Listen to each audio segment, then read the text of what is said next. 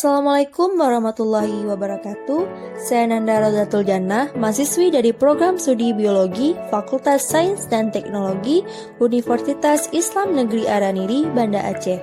Baiklah, pada kesempatan kali ini untuk menyelesaikan tugas mata kuliah Biologi Laut, saya akan meringkas materi yang diunggah oleh channel Eduartik dengan judul Dance of Coral Ocean Current. Seperti yang kita ketahui, air laut selalu dalam keadaan bergerak.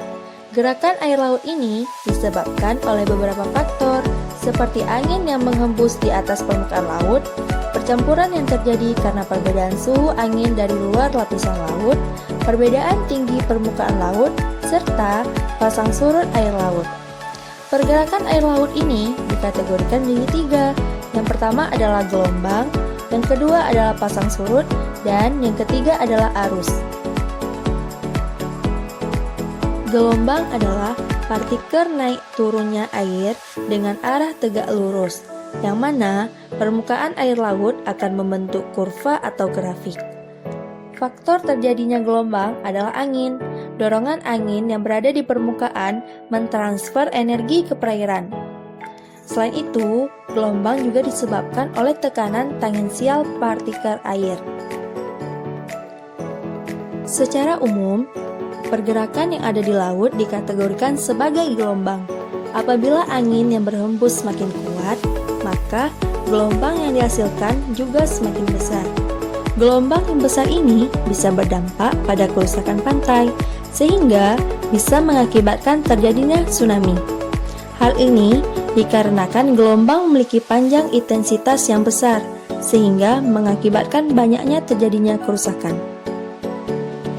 Kategori pergerakan air laut yang kedua yaitu pasang surut.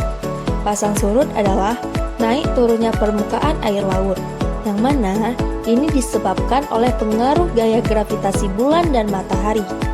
Massa matahari lebih besar daripada massa bulan, begitu juga gaya gravitasinya dari bulan.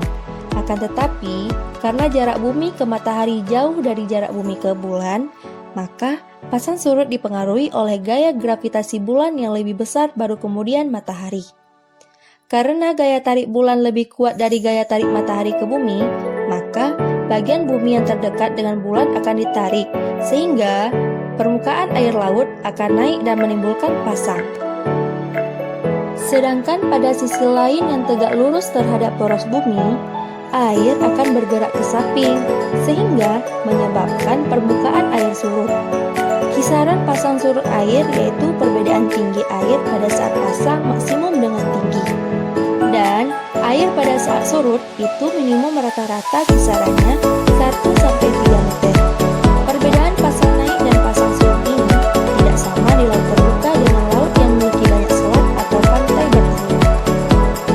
Kategori pergerakan air laut yang ketiga yaitu arus. Arus merupakan gerakan mengalir suatu massa air yang dapat disebabkan oleh tiupan angin atau karena perbedaan dalam desiran air laut.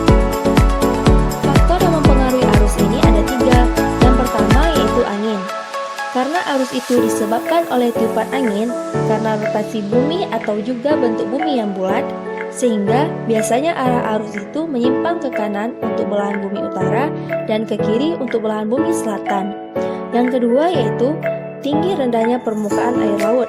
Dan yang ketiga, arus karena perbedaan temperatur, salinitas, dan kepadatan air. Karena perbedaan temperatur ini akan menyebabkan perbedaan kepadatan sehingga menyebabkan perbedaan pada salinitas. Arus ini dibedakan menjadi dua, yaitu arus permukaan dan arus dalam. Arus permukaan adalah arus yang terjadi beberapa ratus meter dari permukaan dengan arah gerak yang horizontal.